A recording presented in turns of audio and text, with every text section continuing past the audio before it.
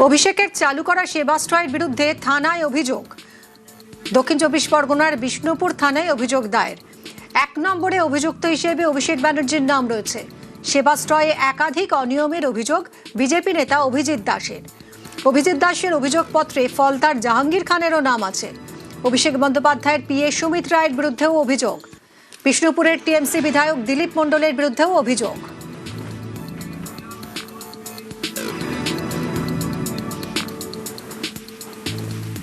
যেভাবে ও মানুষকে ঢপবাজি দিচ্ছে, টুপিবাজি পরিয়েছে এবং জোর করে ফোর্সফুলি ডায়মন্ডবাসীর মানুষদেরকে ওই সেবাশ্রয়ে যেতে বাধ্য করেছে, কেন ভিড় দেখানোর উদ্দেশ্যে মিডিয়ার সামনে। হাতুড়ে ডাক্তারদের, হোমিওপ্যাথিক ডাক্তারদের, হোমিওপ্যাথি স্টুডেন্টদের নিয়ে ও এখানে রুগী দেখিয়েছে। তাই আজকে আমি অভিযোগ করে গেলাম। এবং সবচেয়ে বড় কথা, আমাদের একটা মারাত্মক আইন আছে, PNDT অ্যাক্ট 1994। সেই অ্যাক্ট অনুযায়ী কোনো আল্ট্রাসোনো বা এক্সরে সরকারি অনুমতি বিনা এবং যেখানে সেখানে আপনি স্থানান্তরিত করতে পারবে না। আমরা তার জেল ও জরিমানা হবেই, মাস্ট।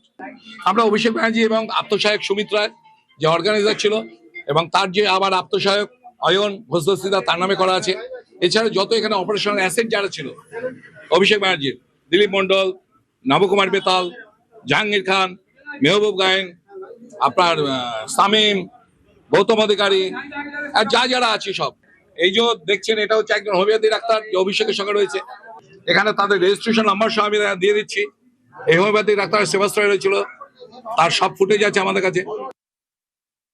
সেবাশ্রয় 1 এবং 2 দুটো হয়েছিল ডায়মন্ড হারবার লোকসভা জুড়ে। নামেই সেবাশ্রয়, আদৌ সেই সেবাশ্রয়ে সেবা মানুষ পেয়েছে কিনা তা তদন্ত করলে অনেক কিছু বেরিয়ে আসবে। যেমন এই সেবাশ্রয়ে যে ডাক্তাররা ডিউটি করতো প্রত্যেক দিন 200 থেকে 300, আমি দায়িত্ব নিয়ে বলতে পারি ম্যাক্সিমাম 5 থেকে 10% ছিল MBBS পাস করা ডাক্তার, এবং 90% ডাক্তার ছিল আয়ুর্বেদিক বা হোমিওপ্যাথি বা ডেন্টালের ডাক্তার, এবং কিছু MBBS স্টুডেন্ট ছিল। যন্ত্রাংশ ম্যাক্সিমাম CMOH বা SDO বা DM অফিস থেকে অর্ডার করে বিভিন্ন সরকারি হাসপাতাল থেকে আনা হতো ম্যাক্সিমামটা, এবং কিছু কিছু জায়গায় লোকাল প্রাইভেট নার্সিংহোমকে হয়তো বলে বা জোর করে বা CMOH কে দিয়ে বলিয়ে বাধ্য করতো আনতে। সেখানে কি কমিশন থাকতো এদের কারো? অবশ্যই হয়তো তদন্তের বিষয় এটা, যে কারা পাঠাচ্ছে নার্সিংহোমগুলো, প্রাইভেট নার্সিংহোমে কে পাঠাচ্ছে তার সঙ্গে হয়তো সে জড়িয়ে থাকতে পারে। তদন্ত করলে দেখা যাবে যে মানুষের উপকার বেশি হয়নি, হয়তো ক্ষতি অনেক হয়েছে।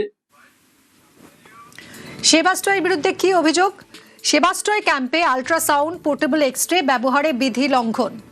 অযোগ্য ব্যক্তিদের দিয়ে রোগীর চিকিৎসা করানো হয়েছে, প্রেসক্রিপশন লেখানো হয়েছে। ডাক্তারি পড়ুয়াদের দিয়ে প্রেসক্রিপশন লেখানো হয়েছে। বায়োমেডিক্যাল বর্জ্য ব্যবস্থাপনায় গাফিলতি, সরকারি সম্পদের অপব্যবহারের অভিযোগ। সেবাশ্রয় ক্যাম্পে আর্থিক অনিয়ম, অপরাধমূলক ষড়যন্ত্র।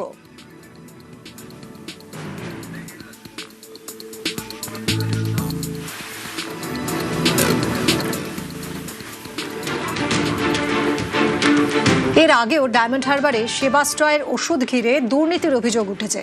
মাটি খুঁড়ে সেবাশ্রয়ের লোগো লাগানো প্রচুর ওষুধ উদ্ধার করা হয়। এই ওষুধগুলোর দাম কয়েক কোটি টাকা বলে অভিযোগ ওঠে।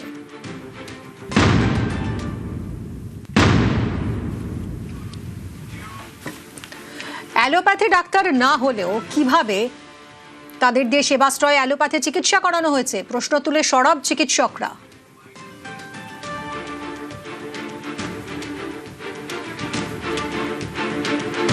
যতক্ষণ না আমাদের পার্মানেন্ট আমরা রেজিস্ট্রেশন পাচ্ছি, সেটা MBBS করার পরে এবং মাস্টার ডিগ্রি করার পরে সেটারই আরেকটা অ্যাডিশনাল ডিগ্রির রেজিস্ট্রেশন হয়, যতক্ষণ আমাদের সেই রেজিস্ট্রেশন হচ্ছে ওয়েস্ট বেঙ্গল মেডিকেল কাউন্সিল থেকে, ততক্ষণ আমরা কিন্তু বৈধভাবে পশ্চিমবঙ্গের কোথাও বা ভারতবর্ষের কোথাও প্র্যাকটিস করতে পারি না। আয়ুর্বেদের বলুন বা হোমিওপ্যাথির বলুন, তারা কিন্তু এই ব্যাপারে খুব ডিটেল কিছু জানে না, বা মডার্ন মেডিকেল সায়েন্স সম্পর্কে সে সম্পর্কে তাদের কোনো আইডিয়াও থাকে না, এবং তারা সে প্র্যাকটিস করতে পারেও না। আইনতভাবে সেটাও কিন্তু করা অপরাধ। যদি আমাদের মাননীয় সাংসদ এই কাজ করে থাকেন, তাহলে নিঃসন্দেহে তিনি একটা অপরাধ করেছেন এবং তার যথাযোগ্য আইন অনুযায়ী শাস্তি হওয়া উচিত। আয়ুর্বেদ, হোমিওপ্যাথি ওদেরকে নিয়ে গিয়ে প্রেসক্রিপশন করিয়েছে। এটা তো মানে আমি বলবো এটা ওয়ান কাইন্ড অফ ক্রাইম। বর্তমান মুখ্যমন্ত্রী শুভেন্দু অধিকারী মহাশয়ের কাছে এবং যিনি স্বাস্থ্যমন্ত্রী হয়েছেন ডক্টর শারদত্ত মুখার্জি স্যার, তার কাছেও আমার অনুরোধ থাকবে এটার একটা সঠিক তদন্ত কমিশন বসানো উচিত, যে কি ধরনের সরকারের টাকা কিভাবে লুট হয়েছে। এবং এটাও আমি বলবো যে বাইপাসের ধারে বা বিভিন্ন জায়গায় যে প্রাইভেট নার্সিংহোমগুলো আছে তারা কিভাবে এর সাথে যুক্ত, তাদেরকেও তদন্তের আওতায় আনা উচিত।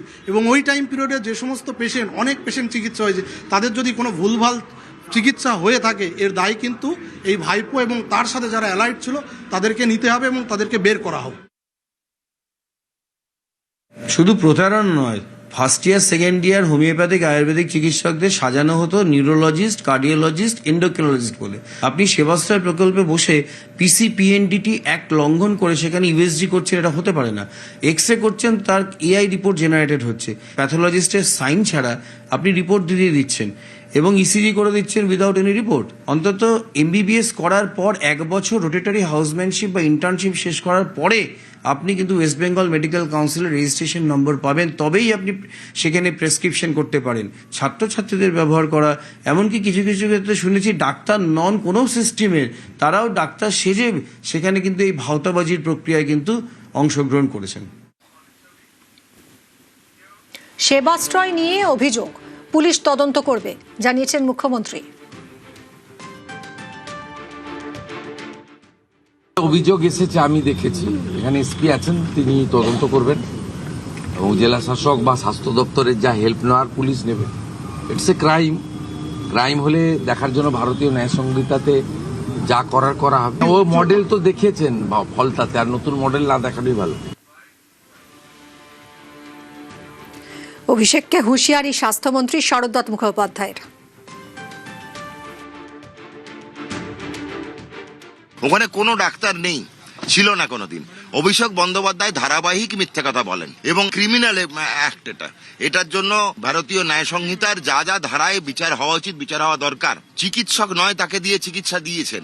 এরা আয়ুষের পড়ুয়া ছিল, কিছু কিছু ওয়ার্ড বয় ছিল, কিছু সাফাই কর্মচারী ছিল। অভিষেক বন্দ্যোপাধ্যায়কে খোলা বাংলা কথায় বলি, ভাই সাবধান, আপনি মিথ্যে কথার চুরি চামারির না কিংবদন্তি হয়ে গেছেন। এরকম বড় চোর আমরা দেখিনি পশ্চিমবঙ্গে, এর কিন্তু মাসুল ওনাকে দিতে হবে।